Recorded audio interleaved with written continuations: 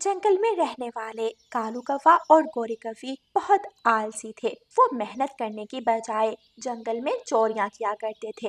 वो जंगल में चोरियां कैसे करते हैं, आइए कहानी में जानते हैं। छोटे मिठू बेटा, चलो मैं तुम्हें चाचा साइकिल वाले से कॉटन कैंडी लेकर देती हूँ। Cotton candy? आंटी आंटी, मुझे कॉटन कैंडी बहुत पसंद है। क्या सच में आप मुझे कॉटन कैंडी लेकर देंगी? हाँ हाँ, चलो मेरे साथ। गोरी कौवी छोटे मिठू को कॉटन कैंडी वाले चाचा के पास ले जाती है और उसे एक कॉटन कैंडी ले देती है।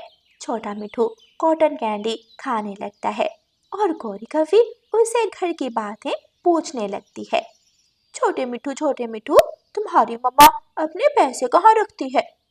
आंटी आंटी, घर के पैसे मम्मा के पास नहीं बल्कि मेरे पापा के पास होते हैं और मेरे पापा सारे पैसे घोंसले के नीचे छुपा कर रखते हैं ताकि कोई चोर चोरी ना कर ले।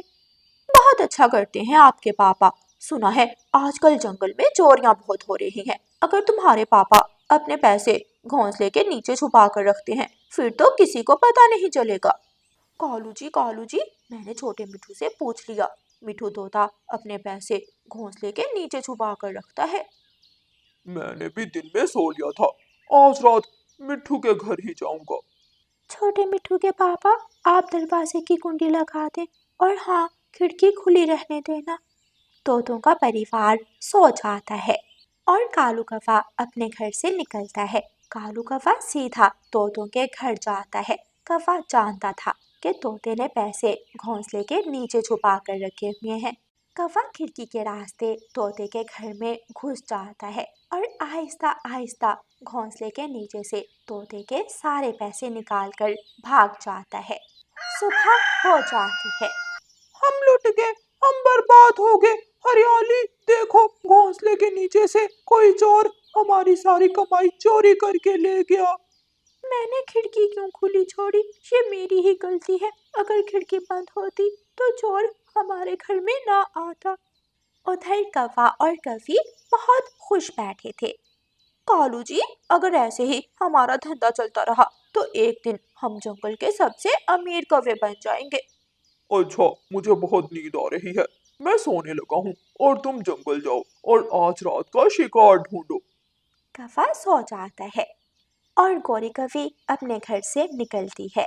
कबूतर का बेटा कीकी नदी किनारे बैठा था। गोरी कौवी कीकी के पास जाती है। कीकी कीकी, सुना है तुम्हें लड्डू बहुत पसंद है। हाँ आंटी, मुझे लड्डू बहुत पसंद है, लेकिन मेरे पापा मुझे लड्डू लेकर ही नहीं देते। चलो बेटा, मैं तुम्हें लड्डू लेकर देती हूँ। गोरी कौवी कीकी को साथ ले जाती है और मिठाई की दुकान से कीकी को 2 लड्डू ले देती है। कीकी लड्डू खाने लगता है और गोरी कौवी अपना काम शुरू करती है। कीकी बेटा, तुम्हारे मम्मा पापा अपने पैसे कहाँ रखते हैं? आंटी आंटी, मेरी मम्मा मेरे पापा की सारी कमाई मटके में छुपा कर रखती है। हमारे घर में एक मिट्टी का मटका है और मम्मा सारे पैसे पापा से लेकर मिट्टी के मटके में छुपा देती है। बेटा कीकी, मुझे ये बात बताई है, किसी और को मत बताना वरना चोर चोरी कर लेगा। नहीं नहीं आंटी, मैं किसी को नहीं बताऊंगा। उस रात कालू कौवा कबूतर के घर जाता है। मटका सामने पड़ा था। कालू कौवा आराम से मटके में पंख डालता है और कबूतर की सारी कमाई चुराकर भाग जाता है। ऐसे ही कौवा और कौवी मिलकर काम करते हैं। गोरी कौवी छोटे पक्षियों को कुछ चीजें खिलाकर उनसे घर की बातें पूछ लेती और रात को कालू कौवा चोरी करने पहुंच जाता। रानू चिड़िया अपनी अनाज की बोरियां बैलगाड़ी पर लाद कर मंडी ले जा रही थी। कौवा और कौवी रानू चिड़िया को देख रहे थे। कालू, आज रानू चिड़िया अपना अनाज बेचकर ढेर सारे पैसे लाएगी। अगर हम चिड़िया के घर चोरी कर लें तो फिर दोबारा चोरी करने की जरूरत नहीं पड़ेगी। गोरी, तुम किसी तरह रानू चिड़िया की बेटी गुड़िया से ये पूछना कि रानू चिड़िया अपने पैसे कहाँ रखती है। बाकी का काम तुम मुझ पर छोड़ दो। रानू चिड़िया की बेटी गुड़िया बहुत सियानी थी। वो अपने घर की बात किसी को नहीं बताती थी। गौरी कभी गुड़िया के पास जाती है। गुड़िया गुड़िया देखो मैं तुम्हारे लिए क्या लाई हूँ। समोसा? आंटी मुझे तो समोसा बहुत पसंद है, लाए जल्दी से ये समोसा मुझे दे दे। गौरी कभी गुड़िया को समोसा दे देती है और गुड़िया से पूछने लगती है, गुड़िया गुड़िया तुम्हारी मम्मा आज कहाँ गई थी? आंटी आज मेरी मम्मा अपना अनाज बेचने मंडी गई थी। अच्छा, तो फिर तुम्हारी मम्मा ने अनाज बेचकर पैसे कहाँ छुपाए? ये तो मेरे घर की बात है, ये गौरी आंटी को नहीं बताऊंगी। बता दो गुड़िया, मैं कौन सा चोरनी हूँ, मैं तो बस वैसे ही पूछ रही हूँ। आंटी ये बात मैं सिर्फ आपको बता रही हूँ, आप किसी और को मत बताना। मेरी मम्मा ने अपना अनाज बेचकर सारे पैसे पहाड़ की गुफा में छुपा दिए थे। ऐसे कहते हुए गुड़िया समोसा उठाती है और वहां से चली जाती है। गौरी कभी खुशी से उछल रही थी। कालू कालू मैंने जान लिया रानू चिड़िया ने अनाज बेचकर सारी कमाई कहाँ छुपाई है। कहाँ कहाँ छुपाई है गोरी रानू चिड़िया ने अपनी सारी कमाई? चिड़िया ने अपनी कमाई पहाड़ों की गुफा में छुपाई है। ये बात मैंने रानू चिड़िया की बेटी गुड़िया से पूछी है। वहां तो चोरी करनी बहुत आसान होगी। आज रात हम दोनों जाएंगे और चिड़िया की सारी कमाई चोरी कर लेंगे। मम्मा मम्मा पता है गौरी आंटी मुझसे पूछ रही थी कि आपने अनाज बेचकर पैसे कहाँ रखे हैं। गुड़िया बेटी कहीं आपने गौरी आंटी को बताया तो नहीं कि मैंने अनाज बेचकर अपने पैसे अलमारी में रखे हैं? नहीं नहीं मम्मा, मैं कोई पागल हूँ। मैंने तो गौरी आंटी से कहा कि मेरी मम्मा ने अपनी कमाई पहाड़ों की गुफा में छुपाई है। ये सुनकर मम्मा चिड़िया हंसने लगती है। शाबाश मेरी बेटी, अपने घर की बातें किसी को नहीं बताते। आधी रात हो जाती है, अंधेरी रात थी। दोनों कौवे अपने घर से निकलते हैं और सीधे पहाड़ की गुफा में चले जाते हैं। गुफा में अंधेरा था। कालू कौवा मशल जलाता है। ये गुफा तो बहुत बड़ी है, ना जाने उस चिड़िया की बच्ची ने अपनी कमाई कहाँ छुपाई होगी। शायद वहाँ पत्थर के पीछे, मैं वहाँ देखती हूँ। गौरी कवि जैसे ही आगे बढ़ती है, गुफा में हजारों चमगादड़ें गौरी कवि और कालू कवि पर हमला कर देती हैं। कालू बचाओ बचाओ, मुझे बचाओ, ये चमगादड़ें मेरा खून पी जाएंगी। भाग भाग गोरी भाग, वरना ये चमगादड़ें हमारी जान ले लेंगी। दोनों कौवे बहुत मुश्किल से भागकर अपनी जान बचाते हैं और अपने घर पहुंचकर सांस लेते हैं। बच गए कालू, और तो हम बच गए, वरना वो भूखी चमगादड़ें हमारा खून ही पी जाती। लेकिन गोरी गुफा में तो कुछ भी नहीं था, फिर रानू चिड़िया ने अपनी कमाई कहाँ छुपाई होगी? अगर किसी तरह हम रानू चिड़िया की कमाई चोरी कर लें तो हमारे दिन बदल जाएंगे। शायद गुड़िया की बच्ची ने मुझसे झूठ बोला होगा। मैं कल फिर उसके पास जाऊंगी और उसे कोई चीज खिलाकर उससे सच्ची बात पूछूंगी। दूसरे दिन रानू चिड़िया दोबारा गुड़िया के पास जाती है और गुड़िया से कहती है, देखो देखो गुड़िया, आज मैं तुम्हारे लिए चॉकलेट लाई हूँ। थैंक यू आंटी, चॉकलेट तो मुझे बहुत पसंद है। धन्यवाद मेरा मुंह मीठा करने के लिए। लेकिन आंटी आपके चेहरे पर ये लाल निशान कैसे है? गौरी गुड़िया को ये नहीं बताती कि ये लाल निशान तो रात चमगादड़ों ने काट काट कर बनाए थे। ये ये निशान तो मैंने एक जाली करीम लगा ली थी, उसकी वजह से बने हैं। अच्छा गुड़िया, मुझे नहीं लगता तुम्हारी मम्मा ने अपनी कमाई गुफा में छुपाई होगी। सच सच बताओ, तुम्हारी मम्मा अपनी कमाई कहाँ छुपाती हैं? हाँ आंटी, मैं कल भूल गई थी, मुझे याद आया मेरी मम्मा तो अपनी कमाई बरगद के पेड़ पर काले कपड़े में बांधकर लटका देती है। अच्छा, तो फिर कोई चोर वहाँ से चोरी नहीं करता? नहीं नहीं आंटी, मेरी मम्मा दिन में नहीं छुपाती। मेरी मम्मा रात को अपनी कमाई काले कपड़े में बांधकर बरगद के पेड़ में छुपा देती है। कालू जी, आज तो मैंने गुड़िया से सच्ची बात उगलवा ही ली। आज मैं उसके लिए चॉकलेट लेकर गई थी, उसने मीठी चॉकलेट खाकर मुझे सब सच सच बता दिया। तो फिर कहाँ छुपाती है चिड़िया अपनी कमाई? क्या बता दिया गुड़िया ने? हाँ हाँ, बता दिया गुड़िया ने। गुड़िया ने मुझे बताया कि उसकी मम्मा अपनी कमाई काले कपड़े में बांधकर बरगद के पेड़ में छुपा देती है। मम्मा, पता है आज फिर गौरी आंटी मुझसे पूछ रही थी कि तुम्हारी मम्मा अपनी कमाई कहाँ छुपाती है, लेकिन आज मैंने गौरी आंटी को खूब उल्लू बनाया। तो फिर आपने क्या कहा गौरी आंटी से? मैंने गौरी आंटी से कहा कि मेरी मम्मा अपनी कमाई बरगद के पेड़ पर छुपाती है। अरे गुड़िया बेटी, बरगद के पेड़ पर तो मधुमक्खियों का छत्ता है। इसीलिए मम्मा, इसीलिए तो मैंने गौरी आंटी से ये कहा। अब देखना गौरी आंटी और कालू अंकल को कैसी सजा मिलेगी। कालू, चिड़िया की कमाई बहुत ज्यादा होगी। ऐसे करो, एक बोरी साथ ले लो, हम चिड़िया की सारी कमाई बोरी में डाल कर ले आएंगे। हाँ, मैं ऐसे ही करता हूँ। अब चलो गौरी, हमें देर हो रही है। चांद भी बादलों के पीछे छुप गया है। कालू कौवा और गौरी कौवी आधी रात को अपने घर से निकलते हैं और सीधे बरगद के पेड़ की तरफ जाते हैं। वो पेड़ के नीचे खड़े होकर ऊपर देखते हैं। ऊपर मधुमक्खियों का काला छत्ता लटक रहा था। कौवा और कौवी तो खुशी से झूमने लगते हैं। मैंने जान ली, मैंने सच्ची बात जान ली। देखो देखो कालू, वो सामने पेड़ के ऊपर चिड़िया ने अपनी कमाई काले कपड़े में बांधकर छुपाई हुई है। अब हम जंगल के सबसे अमीर कौवे बन जाएंगे। चलो गोरी, हम जल्दी से चिड़िया की कमाई चुरा कर बोरी में डाल लेते हैं। फिर कौवा और कौवी जल्दी से मधुमक्खियों के छत्ते पर जाकर पंख मारते हैं तो मधुमक्खियां कौवों पर हमला कर देती हैं।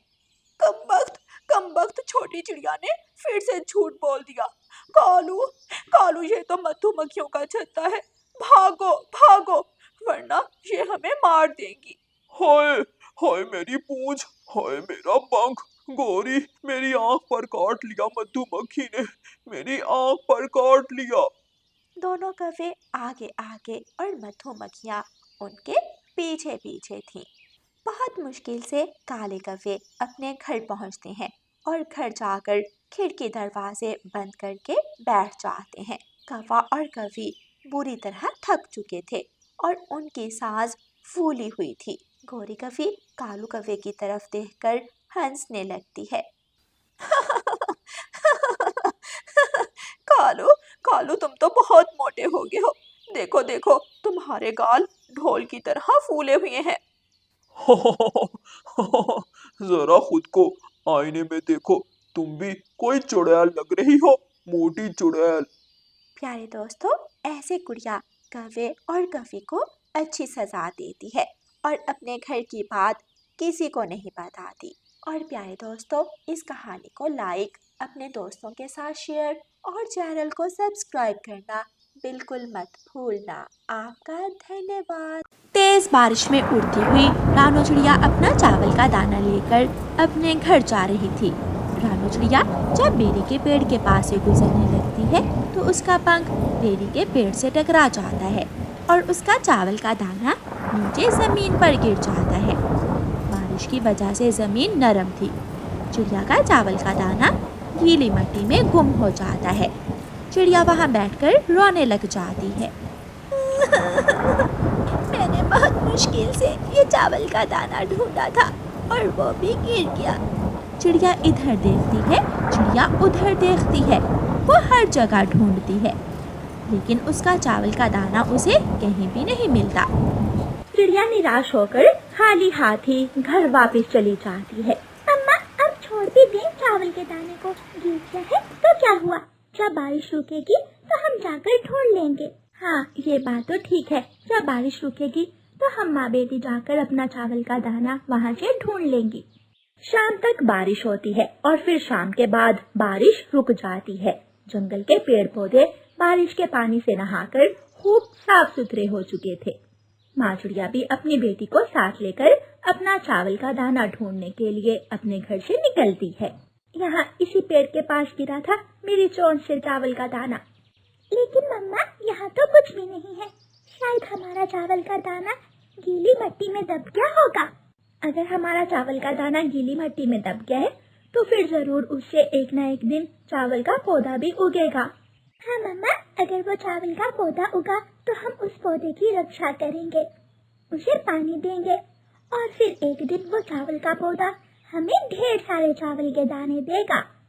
ये आस लगाकर माँ चिड़िया और उसकी बेटी वहाँ से चली जाती है।